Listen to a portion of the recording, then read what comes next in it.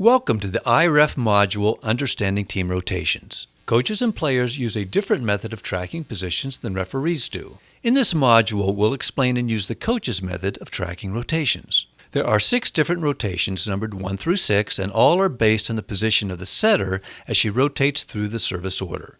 Right back is position 1. When the team rotates and the setter is middle back, that is rotation 2. Left back is rotation 3, and so on. The team we will be talking about today has submitted this lineup. Let's see what this looks like in real life. The setter is number 14 and is in position 1. Number 4 is in position 2 and she is an outside hitter. Number 1 is in position 3 and is a middle hitter. Number 13 is the opposite player in position 4. Number 22 is another outside hitter and she is in position 5. And number 12 is a middle hitter and she is in position 6. This is called position 1 because the setter is in position 1, the right back position. The libero will replace the middle hitter in the back row. This is a very common replacement. Before we continue, let's make sure we know the rules regarding player position. Front row players must be closer to the center line than the corresponding back row teammate. These are the players in the front row as seen on the lineup card. Right front must be closer to the center line than right back. Middle front must be closer to the center line than middle back, and left front must be closer to the center line than left back. The left front and left back players need to be closer to the left sideline than the center players in their respective rows. And the right front and right back players must be closer to the right sideline than the adjacent middle players in their respective rows. What is most important when determining a player's position is the position of their feet. For example, the front row player must be closer to the center line than the player who is hidden here, who is in the back row. Since we are only looking at their feet to determine legality and not the hands, this is legal because the front row player has a foot closer to the center line than her corresponding back row player. It does not matter that the other foot is behind the corresponding back row player.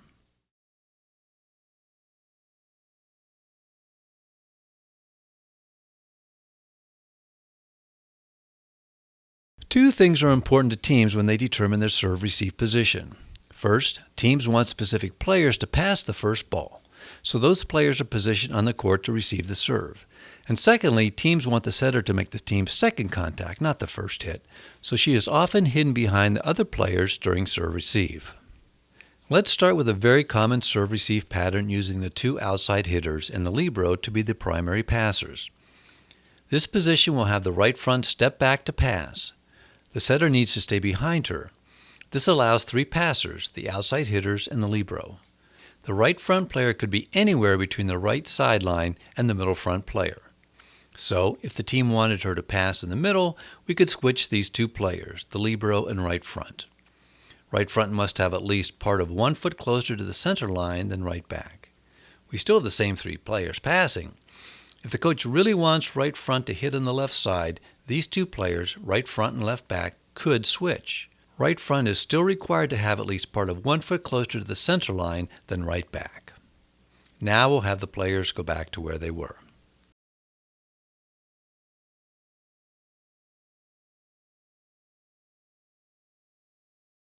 We showed you the 3 different legal positions for right front to receive the serve.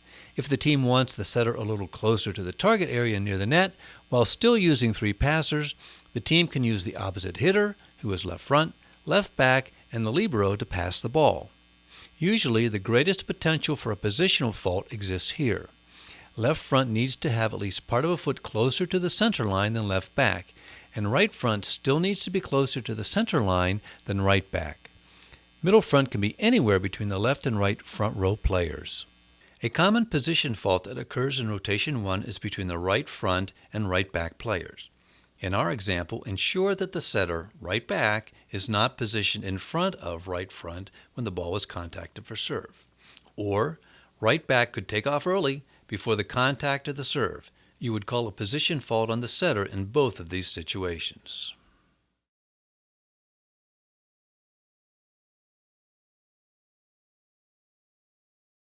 Players and coaches refer to this rotation as rotation 2 because the setter is in the middle back. Teams want their setter closer to the target area near the net. This team will use the same 3 players pass, the 2 outside hitters and the libero. Middle front must have at least part of 1 foot closer to the center line than middle back, and the setter, who is middle back, still has to stay between right back and left back. Left front is an outside hitter who usually hits on the left, so she is in good position to hit from here. This middle front player, or opposite, likes to hit from the right side, so she'll go to the right and right front swings to the middle. The team rotates and the middle blocker, number 12, returns to the court to replace the libero. The team has two options here. Either number 1 can serve, or the libero may immediately replace her and serve. For our purposes, let's assume number 1 has served, and after that term of service, the libero replaces number 1. In rotation 3, the setter wants to be closer to the net. We'll still have 3 passers, right back, and middle front. This is a very common position 3 setup. Remember that the setter, who is left back, needs to have at least part of 1 foot closer to the left sideline than middle back. And left front must have at least part of 1 foot closer to the center line than the setter. So the setter would be legal anywhere in this box. Let's examine where middle front can legally be positioned. Middle front has to stay between right front and left front. She can be anywhere between them provided she doesn't have a foot closer to either sideline than her adjacent teammate. She also has to stay in front of middle back. Since this is rotation 3, we know the setter is left back. We can identify the front row of left front, middle front, and right front. A common pitfall for referees is that they think middle front is at a risk for overlapping the setter, who is left back. But there's no risk of a positional fault by these two players. The setter needs to be closer to the left sideline than middle back. There's a potential overlap between the two passers, middle back and middle front. The front middle must have at least part of 1 foot closer to the center line than middle back. The team can decide to switch these two passers and everyone is still legal providing the middle front stays in front of middle back. The left back setter still needs to be closer to the left sideline than middle back. If middle front will be preparing to hit instead of pass, the players can shift positions and right front could become a passer. In this case, left front must stay closer to the center line than left back, and left back must stay closer to the left sideline than middle back. This isn't the only location to watch for position faults. Right front must be closer to the center line than right back. As we move to rotation 4, let's discuss the 2 primary offenses that a team may run. When the team is using the same setter in all 6 rotations, it's called a 5-1. The setter has rotated to the front row and the team still wants the back row players to receive the serve. In this case, the team wants the right front to pass and hit from the left side of the court. The team will move the middle front and the left front to make this legal. Remember, left front will need to be closest to the left sideline and right front will need to be closer to the right sideline. Middle front will need to be between them.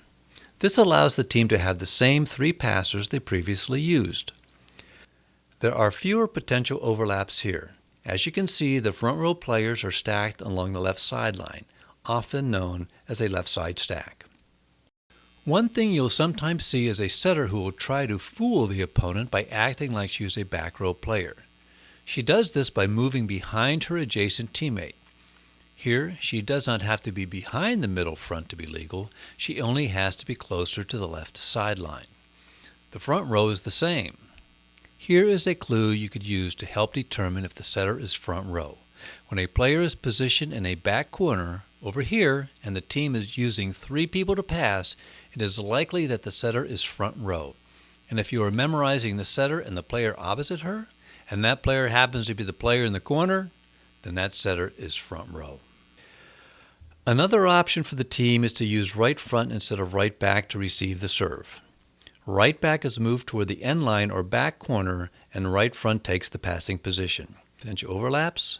When the front row players are stacked to the left, there is potential overlap when the right back player moves up before the contact with the serve, or starts closer to the center line than the player in the right front position. It is important to note that rotations 3 and 4 can look very similar and sometimes identical and can be legal in both instances.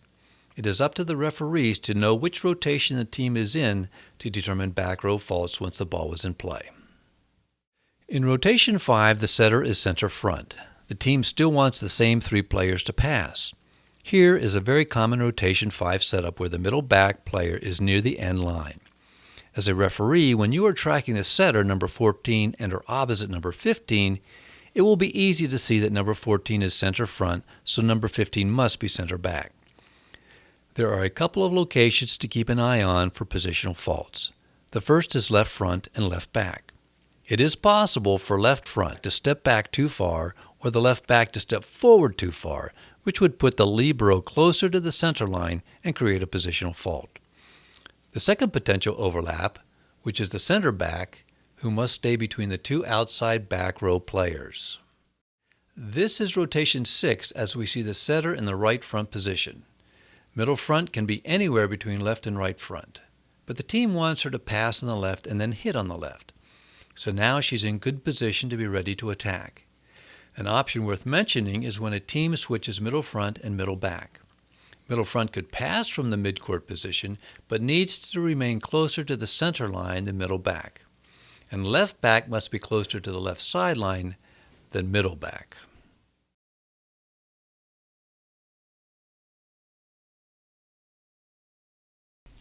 Let's talk for a few minutes about the 6-2 offense. Remember, a 6-2 offense is when a team has 2 setters and 6 different hitters.